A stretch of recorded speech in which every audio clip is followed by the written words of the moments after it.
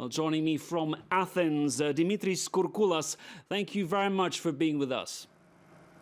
My pleasure. Now, you've served until now as the Europe Minister in Mr. Samaras' governing coalition. And Mr. Samaras obviously comes from the biggest centre-right party, New Democracy. What's the mood in the coalition? Do you believe that Samaras can still win this election?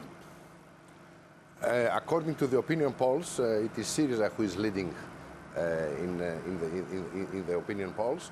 But of course we have to wait till the elections on Sunday to know what will be the outcome. But most probably Syriza could be the first party.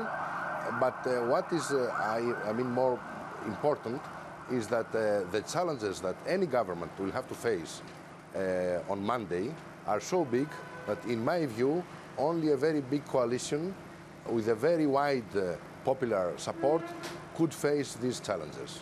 It's been a very divisive campaign. Antonis Samaras, the outgoing Prime Minister, has waged an aggressive campaign against Syriza, warning Greek voters that the anti-austerity party could lead the country to bankruptcy.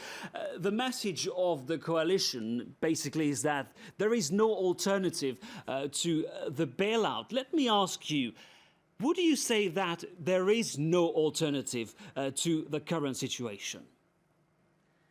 I think that when Greece entered the crisis in 2010, I think indeed there was no other alternative because we could go to a wild bankruptcy that could be an even bigger catastrophe than the one that we have experienced.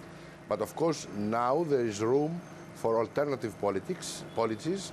There is room for giving more emphasis to growth, and in this respect the decisions taken by the European Central Bank yesterday are very important, not only for Greece but for the European Union, for the Eurozone as a whole.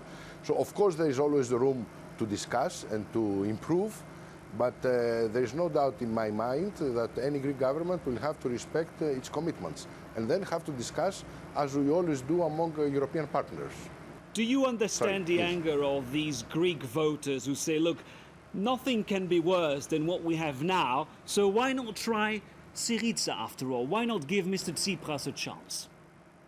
No, I fully understand, because as I said, what happened in the Greek society and economy in the last 5 years is like a tsunami, minus 25% of our GDP, record unemployment, although unemployment is getting slowly down in the last 10 months.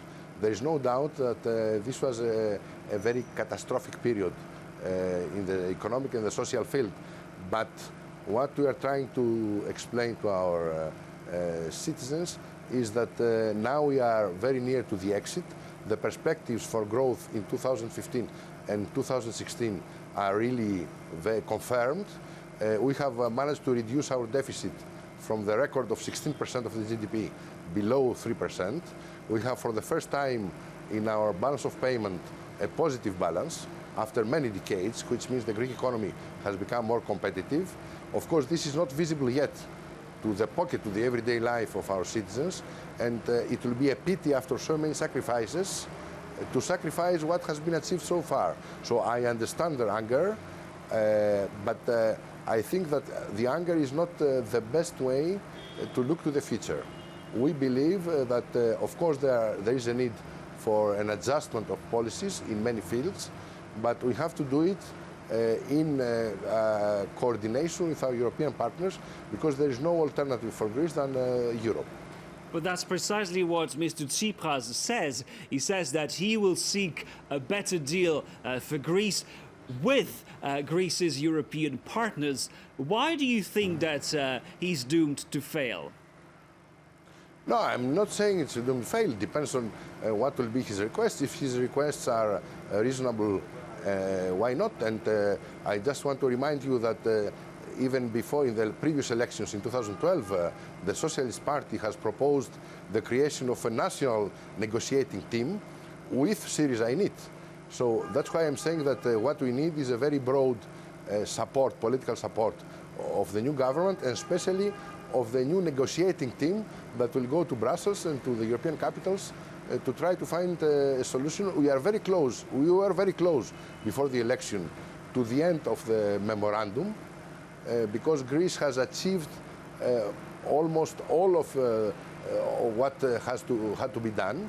So nobody can challenge the fact that Greece has made a lot of progress. And if you compare the situation of today with the situation in 2012, when this government came to office, I think there is a lot of progress that has been achieved. Now, of course, we have to put more emphasis to growth, and we have the macroeconomic stability that will allow us to go to a sustainable growth in the years to come.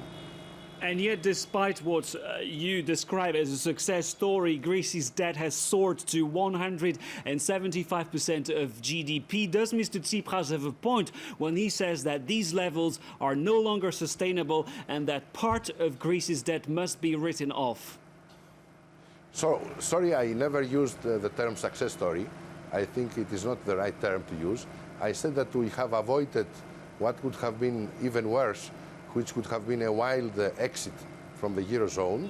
As far as the debt is concerned, with the renegotiation that has already been done in 2012, I think that the Greek debt has become much more easy to serve.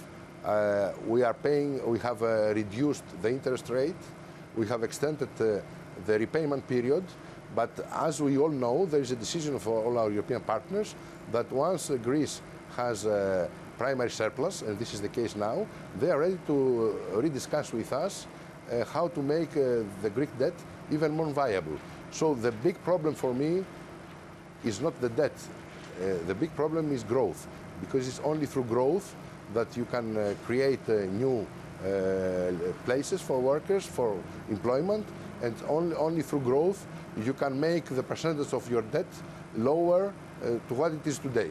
So in the years to come, the Greek debt, of course, has to be, something has to be done, but this is not the most urgent and the most important problem that the country is facing today.